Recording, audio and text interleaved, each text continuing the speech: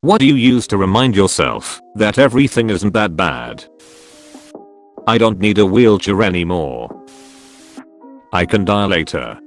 The world is going to kill me, whether I like it or not, so why not stick around for a few more decades and see what happens? In some ways it's comforting to know I don't have to do this forever, and I don't have to kill myself. Curiosity and things to look forward to. Even TV shows, games, movies, or visits from relatives. I always pick something to look forward to. I've heard that's a really good strategy for people struggling with suicidal thoughts. Pick 1 or 2 things that are coming out weeks or months from now, a new game, book, movie, whatever, and remind yourself that you will miss out on that one thing if you go through with it. It's the little things that keep us going, and it's the little things that are often the most important. Used to say this about finding out about how Game of Thrones would end, and now I wish I'd just killed myself. I try to remember that we are all just making it up as we go along. Biggest realization for me as an adult was when I learned nobody actually knows what they are doing. Just their best. I just realized this not too long ago, and it was the most liberating thing to know that everyone is flying, just as blind as I am, with respect to experiences of course. I think about the fact that all things considered I'm reasonably healthy and there's no warrant out for my arrest. I heard a guest on the Joe Rogan podcast say a healthy person wants a million things. A sick person just wants one thing. I use this all the time. I was diagnosed with leukemia a month ago. Can confirm I just want normalcy again. Edit. Thanks everyone for the kind messages. I'm gonna kick the shit out of this thing. I had a stroke a couple of weeks ago, only 27 and no health explanation for the event, and while I was in the hospital walking down the hall with my good old buddy Winston, what I named my 4th drip machine pumping me with blood thinner, an older gentleman across the hall saw me and told his nurse I was far too young to be in the ICU. He had a little plastic pumpkin for Halloween, and not much else, so he asked the nurse to give it to me. I never found out which patient gave me that pumpkin, but since the stroke, whenever things get stressful I look at it, now sitting on my desk at work, and remember that everything is okay. I plan on keeping my little plastic stroke pumpkin for the rest of my life, however long or short it may be. Edit. Never thought I would have to be *THAT* girl, but this got way more attention than I had ever expected.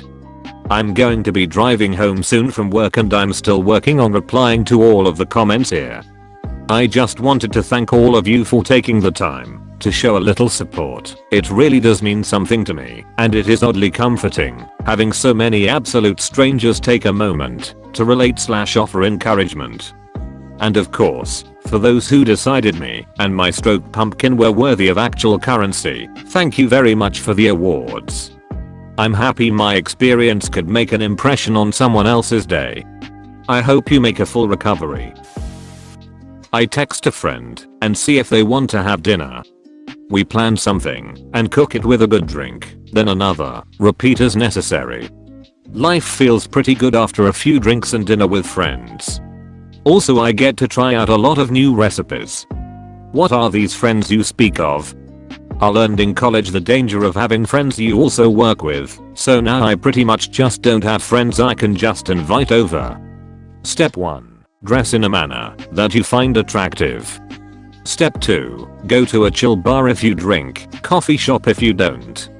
Step 3. Integrated. Purchase alcohol/coffee and just melt into the scene for a moment. Step 4. Find someone, preferably of the same sex at first, unless they're checking you out. This is to make sure that they don't get the wrong idea who looks as lonely as you do. Step 5. Talk to them.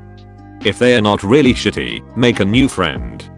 Step 6. Repeat this entire procedure until you have a stable of friends you can rely on. Congratulations. When I lay down at night with my cat, who is 20 years old. She's such a love bug and I'm so lucky to have had her this long and all the stress just melts away. Edit. This is Callie in 2000, which is the oldest picture I have of her. Callie now and me. I have a roof over my head. Yeah man, we are not all that lucky. We have oxygen. Oxygen is nice, right? My cat pretty much instinctively knows when I'm down. He gets very cuddly and won't leave my side if I'm upset. My fiance always says that he must be a loved one reincarnated. My name is Cat, and even though you cry sometime, I know you know that when you're glum and gloomy too, I'll haul you close him there for you. My name is Sprog, and when I write poems only nice meal bright, because I know when PPL sad and see poem sad turns to glad. That despite the fact I suffer kidney failure and am on dialysis 3 days a week, I remind myself that I'm at least still alive and can still be with my family. Many other serious illnesses don't give that luxury. Would like to point out I'm from UK for those who have asked. Scotland to be more specific. I'm on dialysis too. I switched to peritoneal dialysis a couple years ago after having been on hemodialysis for a year. I cannot stress enough how much better my quality of life has become. I treat myself at home every night while I sleep. No more needles. No more sitting in a chair for 4 hours every other day. It's also much easier to travel. But most importantly, I feel better than I did on hemo. I always felt like a zombie after hemo. The dietary restrictions are also not as severe. I strongly recommend you speak to your nephrologist about PD. It's easy to do, and you will regain a lot of control of your life. You will not regret it. If you have any questions, feel free to DM me. Edit, Silver and Gold. Thank you. My pets edit. For those who wanted pics, edit again. Part 2 more pics that my mom took. What pets do you have? I have a dog and 4 cats. 3 of the cats are kittens that we just got 2 weeks ago. Riding my bike and listening to music, it takes my mind off of everything and I forget what's going on and I'm just happy. Edit, holy crap, thanks for the upvotes and the to silver. I just got out of work too, so this is a shocker lol. Thanks everyone. Doing anything as long as there is music. I think about all the natural wonders, all the organisms, both beautiful and terrifying, that inhabit this earth with me. I think about the fact that no matter how bad things seem on our pale blue dot, the cosmos are massive, complex, and new stars are still being born in stellar nurseries all the time. I also like to think of my life from a historical context. Needed a root canal a few weeks ago and was pretty bummed about it till I remember that told to me dentistry was whiskey and some dude with a steady hammering hand. Hardcore History and other such shows are also excellent workout motivation. My ancestors used to have to be ready to throw down and scrap. This bike ride to the grocery store is a cakewalk comparatively, and it's good for me too. I'm not homeless anymore. My chronic illness is in remission, so I can feed myself and even work outside the house. Life is good. We're only here for a minute. Enjoy it. Edit, thanks for the cake day wishes. Love you guys. When days are hard and nights are long, when storms are raging rough, when all my dreams are none too strong, and hopes ain't hope enough, I close my eyes to hear the breeze, the secret words inside, the whispered winds that shake the trees, the songs that skip and hide. I hear the rhymes that ride the tide, the swing, the sound, the beat, the lines that swell and slip and slide in stanzas, small and sweet. I hear the sounds that hold and wait for those who seek to find a safer shore, a surer state, a better frame of mind. When days are hard, when tempests cry a squall of aches and pains, I close my eyes and breathe a sigh. And poetry remains. That experiences with people is what matters most, not money or material. What if experiences with people is the problem?